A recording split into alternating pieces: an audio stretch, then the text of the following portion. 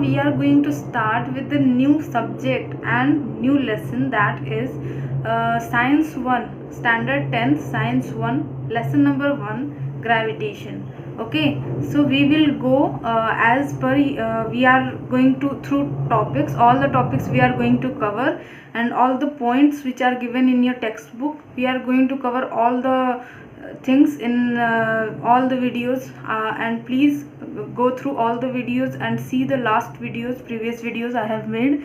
It is on the complete textbook of algebra. I have taken one lesson in the all the parts of the playlists of the YouTube channel, and please go on my channel and please see all the videos. Okay, so now let us start with the new subject, Science 1, Gravitation. So first of all, let us see what it includes. So it includes gravitation, Kepler's law, acceleration due to gravitational force on the earth, free fall, circular motion and centripetal force, Newton's universal law of gravitation, and escape velocity. So we are going to cover all these topics, okay, all these points given into this pink block. Okay, so first of all, let us start with a point 1, that is gravitation. Okay, so here these things are not needed that much, you can read it. These are some questions which you are going to get in this whole lesson. Okay, so let us concentrate on the point gravitation. Okay, so as we have learned, the phenomenon of gravitation was discovered by Sir Isaac Newton.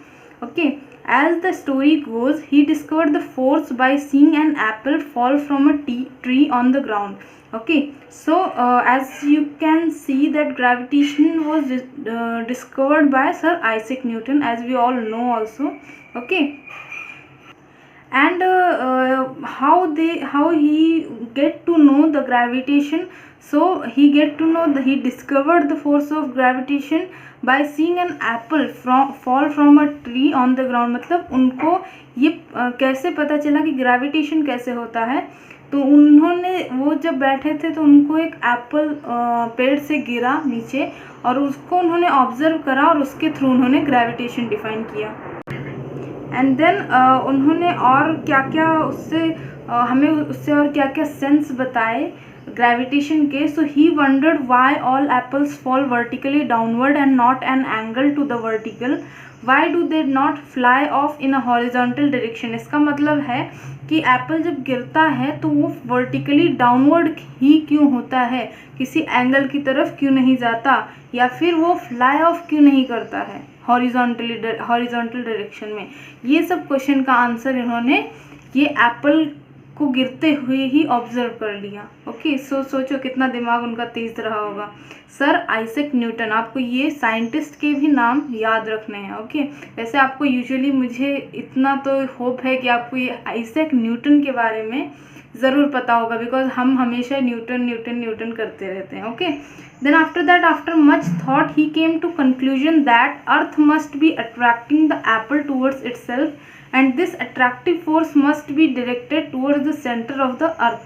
Okay, so यहाँ पे इनको एक conclusion मिला जैसे कि अर्थ जो है वो शायद एप्पल को अपनी तरफ खींचता है, यानी कि दिस अट्रैक्टिव, यानी कि वो अट्रैक्ट करता है एप्पल को अपनी तरफ, और जो अर्थ के सेंटर ऑफ द अर्थ, मतलब अर्थ के सेंटर की तरफ अट्रैक्ट होता है, डायरेक्ट होता है, इसीलिए एप्पल जो है पेड़ से टूट के डायरेक्टली अर्थ पे आके ही गिरता है. मतलब ना एंगल लेता है ना कुछ लेता है, ताकि क्योंकि वो सेंटर ऑफ द अर्थ की तरफ डायरेक्ट होता है. ठीक है, अगर वो सेंटर ऑफ द अर्थ की तरफ डायरेक्ट नहीं होता तो वो भले ही नीचे गिरता पर वो किसी एंगल में गिरता, बट अभी यहाँ पे वो एंगल में नहीं गिर रहा है, मतलब वो directed towards the centre of the earth है. Okay, then the direction from the apple on a tree to the centre of the earth is vertical direction at the position of apple, and thus apple falls vertically downwards. यानी कि जो direction है Apple का tree से गिरने के बाद वो सेंटर ऑफ द अर्थ है, यानी कि वर्टिकल डायरेक्शन में है, यानी कि सीधा गिरता है. ऐसा कभी आपने देखा है कि एप्पल गिरा है और वो टेढ़ा जा रहा है, गिर नीचे ही रहा है पर एकदम सीधा गिर रहा है. ये भी एक कंक्लूजन है. ओके, एक सेंस है and thus the apple falls vertically downward, यानी कि इसीलिए एप्पल जो है वो वर्टिकली डाउनवर्ड की तरफ होता है। ओके, अभी आगे देखते हैं। यहाँ पे फर्स्ट ऑफ ऑल फिगर 1.1, ये है आपका फिगर 1.1 और यहाँ पे इसका एक्सप्लेनेशन है। तो यहाँ पे है on the left shows an apple tree on the earth and the force of an apple on the trees towards the centre of the earth, यानी कि इन्होंने बोला है कि जो लेफ्ट साइड है वो शो कर रहा है कि एप्पल मतलब एप्पल का जो पेड़ है वो अर्थ के ऊपर है, राइट। यहाँ पे एप्पल का जो पेड़ है वो अर्थ के ऊपर बना हुआ है, राइट। और उसके बाद यहाँ पे the force on an apple on the tree is towards the centre of the earth, यानी कि जो एप्पल गिर रहा है उसका जो फोर्स है वो सेंटर ऑफ द अर्थ की तरफ है, नहीं कि कोई डायरेक्शन की तरफ नहीं जा रहा है, directly centre of the earth की तरफ जा रहा है। Okay, that is along the perpendicular from the position of an apple to the surface of the earth, यानी कि परपेंडिकुलर यानी कि एकदम 90 डिग्री पे है, एकदम क्लीन स्ट्रेट है एकदम। Okay, and after that the figure also shows the gravitational force between the earth and the moon, यानी कि अर्थ और मून का ग्रेविटेशनल फोर्स भी शो कर रहा है। ठीक है, यहाँ पे देखो, यहाँ पे मून है, एप्पल फॉल कर रहा है, उससे भी एकदम ग्रेविटेशन मतलब एकदम सीधा मून से भी एकदम सीधा एप्पल नीचे गिर रहा है। तो यानी कि मून का भी ग्रेविटेशनल फोर्स और अर्थ का भी ग्रेविटेशनल फोर्स दोनों ही वो शो कर रहा है। Okay, the distances in the figure are not according to scale, यानी कि यहाँ पे सिर्फ इमेजिनेटरी फिगर्स ड्रॉ किए गए हैं, कोई यहाँ पे स्केल यूज नहीं किया गया है। Okay, Newton thought that if the force of gravitation act on the apple on the tree at different Heights from the surface of the earth, can it also act an object at even greater heights much farther away from the earth, like for example the moon. Okay, can it act on even farther objects than the other planets and the sun, यानी कि यहाँ पे बोल रहे हैं Newton सोच रहे थे कि अगर फोर्स ऑफ ग्रेविटेशन जो है एप्पल पे एक्ट करता है, एप्पल के ट्री पे एक्ट करता है डिफरेंट हाइट्स पे फ्रॉम द सरफेस, यानी कि अर्थ के सरफेस से जो पेड़ है उस पर क्या एक्ट करता है ग्रेविटेशनल फोर्स, तो क्या यही सेम ये चीज़ बड़े हाइट से भी, अगर जैसे कि बिल्डिंग से कोई चीज़ गिरती है या और उससे भी ऊंची हाइट से गिरती है, तो कितने हाइट से गिरने के बाद वो अर्थ मतलब अर्थ का ग्रेविटेशनल फोर्स कितना है, यानी कि कितने ऊपर तक जाता है, और क्या यही सेम एक्ट मून और सन यानी कि अदर प्लैनेट्स पे भी सेम ऐसा ही होता है, सबके पास ऐसे ही ग्रेविटेशनल फोर्स हैं या नहीं, ऐसे सब क्वेश्चंस उनके दिमाग में आए। आगे देखते हैं, तो आगे है यूज़ ऑफ आईसीटी, पहले देख लेते हैं। Collect videos and PPTs about the gravitational force of different planet, यानी कि यहाँ पे इनका कोई आईसीटी करके साइट है, यहाँ पे आप वीडियोज़ और पीपीटीज देख सकते हो ग्रेविटेशनल फोर्स से रिलेटेड। आगे है force and motion. So force and motion ये है, यहाँ पे फोर्स और मोशन क्या है ये हम देखेंगे, इसके फॉर्मूलाज भी देखेंगे। We have seen that the force is necessary to change the speed as well as direction of the motion of an object, यानी कि किसी भी चीज़ का स्पीड और डायरेक्शन ऑफ मोशन चेंज करने के लिए फोर्स सबसे इम्पॉर्टेंट होता है, इनके कहने का मतलब नेसेसरी होता है।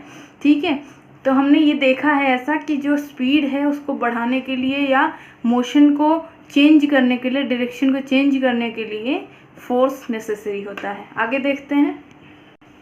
सो यहाँ पे आपकी टेक्स्ट बुक में दिया हुआ है सर आइजैक न्यूटन का इंट्रोडक्शन। ओके, ये है सर आइजैक न्यूटन, आपको इसके बारे में भी पढ़ना है, ये जो पैराग्राफ लिखा हुआ है इसे भी आपको पढ़ना है, मे बी इससे भी रिलेटेड क्वेश्चंस आपको बोर्ड्स एग्जाम में पूछे जा सकते हैं। Okay, so great scientist sir Isaac Newton, इसे सिंपली आप अगर आप रीड भी कर लोगे तो चल जाएगा, एक बार मैं कंप्लीट रीड कर देती हूँ आपके लिए। सो 1642 to 1727 ये इनका एज गैप है, मतलब यहाँ इतने से इतने साल ये जिए हैं। Was one of the great scientist of recent times as we know, he was born in England, he gave his laws of motion, equation of motion and theory of gravity in his book Principia. Okay, before this book was written, Kepler had given 3 laws describing planetary motion. Okay, so यहाँ पे इन्होंने कहा है, यहाँ पे paragraph में बोला है कि जो थ्योरी ऑफ ग्रेविटी था वो बुक प्रिंसिपिया का था। ठीक है, इन्होंने बुक प्रिंसिपिया लिखी थी, पर ये बुक लिखने के पहले केपलर ने ऑलरेडी 3 लॉ बना चुके हैं जो हमें पता है। ओके, तो ये केपलर्स ने तब बनाया था जब ये बुक नहीं लिखी गई थी. Describing planetary motions, however the reason why planet move in the way describe by Kepler's law was known. Okay, and then after that Newton with his theory of gravity mathematically derive the Kepler's law. ठीक है. In addition to this, Newton did groundbreaking work in several areas, including light, heat, sound, and mathematics.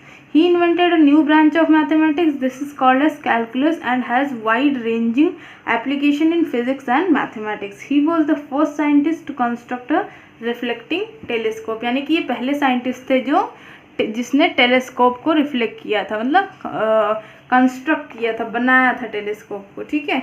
अभी आगे देखते हैं circular and centripetal force है. आगे आपका अगला जो पॉइंट होगा हम कवर करेंगे वो सेंट्रीपिटल और सर्कुलर फोर्स. सो यहाँ पे अभी हम नेक्स्ट पॉइंट की तरफ चलते हैं, तो वो है circular motion and centripetal force. यहाँ पे आपको एक्टिविटी दी हुई है. एक बार आप इस एक्टिविटी को रीड कर लेना, अगर हो सके तो ट्राई भी कर लेना. वैसे ठीक है, अगर नहीं भी ट्राई किया तो चलता है, बट आप इसे रीड ज़रूर कर लेना. ठीक है.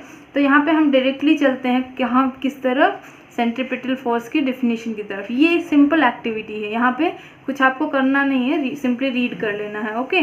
और इसके थ्रू, अच्छा ये रीड करना ज़रूरी है बिकॉज आपको गिव रीजंस के अंदर ये टाइप के क्वेश्चंस आ सकते हैं. गिव रीज़न मतलब ऐसा क्यों होता है, ऐसा क्यों होता है, इसलिए वहाँ पे कंडीशन देख के ऐसे क्वेश्चंस पूछे जा सकते हैं. इसलिए रीड करना बहुत इंपॉर्टेंट है. लर्न करना ज़रूरी नहीं, बिकॉज यहाँ पे गिव रीजंस के जो क्वेश्चन होते हैं उसमें अपना सेंस लगा के आंसर लिखना होता है. तो आप अगर आंसर कहीं से एक बार रीड कर लोगे तो बस अपने मन से भी आंसर्स बना सकते हो. ओके. बट डेफिनेशंस वगैरह याद करने की ज़रूरत पड़ती है because definitions can not be changed. Okay. उसके बाद अभी चलते हैं सेंट्रीपिटल फोर्स की डेफिनेशन की तरफ.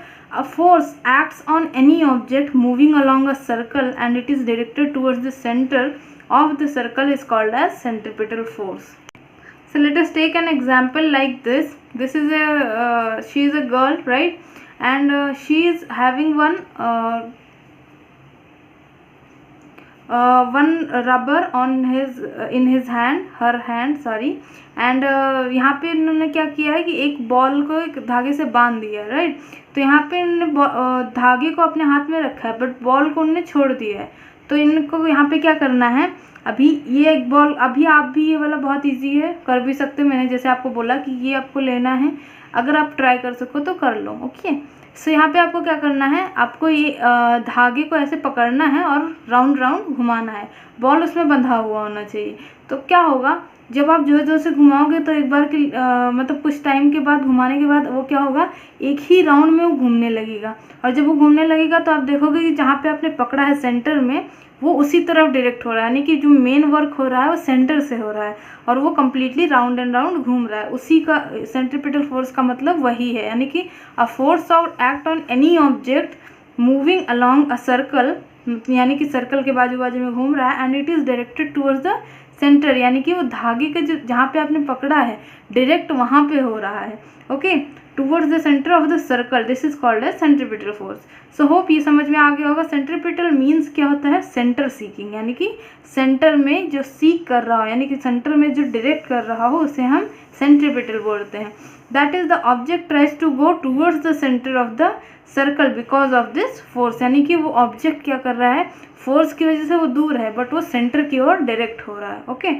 सो यहाँ पे अभी ये सेंट्रीपिटल फोर्स तो हमने देख लिया.